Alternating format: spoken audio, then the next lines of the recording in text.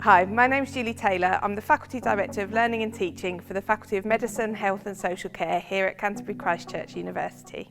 We're here today in our new STEM building on the Canterbury Christ Church University Canterbury campus site, currently known as Building 2.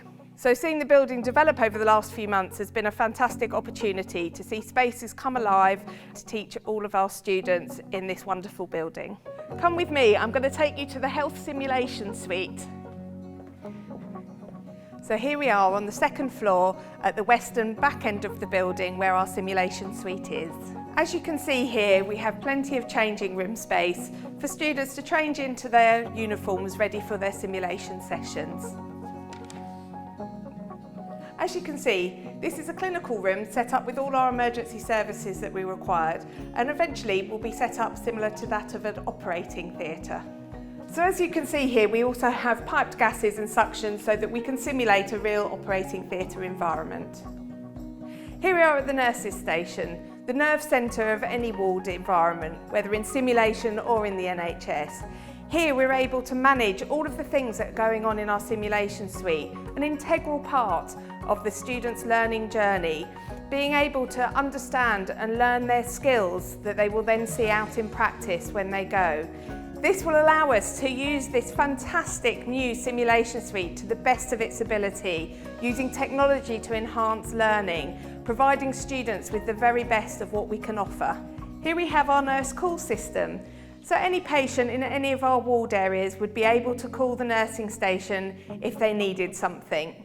So this is the sort of equipment that students will see when they go out into practice, and they'll know how to use because they've had the opportunity to use it here in simulation. Here we are in our 8-bedded ward area, which can be used in lots of different ways, including as a paediatric unit, as you can see by our cots here, but also our full-size beds, which we're looking forward to having in this space for our students to use. We have here one of our mobile cameras that we'll be able to use to record and playback simulation sessions to help with student success. So here we are in an observation room. As you can see, there's a window into the ward so that students or staff can observe what's going on in the simulations in the ward areas. We're now in the sluice room attached to our ward, and here we have the opportunity for students to learn hand washing that is appropriate for the care of vulnerable people, and also teaching students their day-to-day care of their patients. Here we are in the X-ray suite. This is the first room that you come to, which is protected from radiation, and this is where radiographers would sit to administer the X-rays for the people they have positioned in the X-ray machine next door.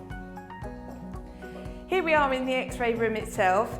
This is where our student radiographers will learn how to use the equipment, how to position their patients, and learn all the skills required to become a qualified radiographer. We are now in the community living flat, which will be set up like a domestic house so that students can learn what it's like to work in the community, and particularly occupational therapists who work with people to become more independent in their day-to-day living. So this will be a helpful space for students to learn those skills. As an occupational therapist myself, I've been really involved in the development of this community space so that it's a useful and educative space for occupational therapists to learn some of their core skills.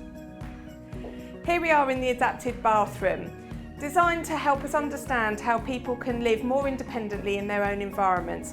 For example, a shower seat that comes down and is wide enough and big enough for many size persons, but can also be put away for those that don't need it. And also rails to help people get up and down where they need to without risk of falling.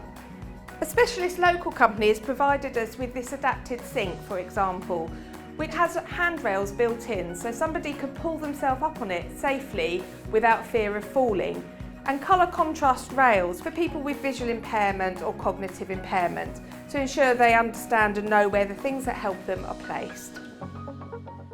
Thank you so much for joining me on the Health Simulation Suite tour. We're really looking forward to welcoming students into this nearly 1,000 square foot of simulation space. We'd really love for you to join us to really bring this space to life.